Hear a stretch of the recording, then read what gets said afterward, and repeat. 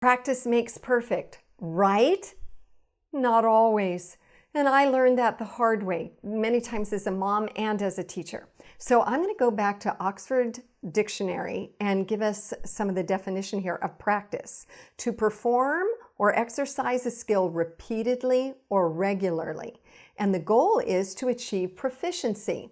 Now, this is where we have to be careful, because the part of the story that I always overlooked initially as a younger mom and as a younger teacher was what Coach Bobby Bowden said. Now, he was a Florida State football coach for decades, and he said this, the rest of the story: the greatest mistake is to continue to practice a mistake.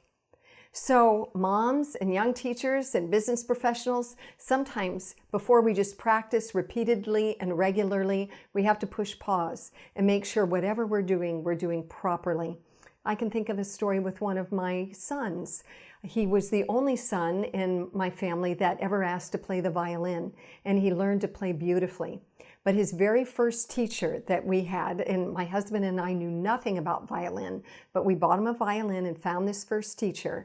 And she was so encouraged because my son learned very quickly and created beautiful tone.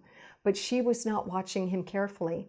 And the way that he actually used and framed his left wrist was improper. And all of his subsequent violin teachers tried to correct that.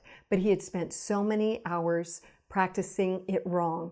Now, he still played beautifully for 9 years, but it worked against him. So I say we have to take a little extra time, make sure whatever we're practicing or encouraging to be practiced is being done properly.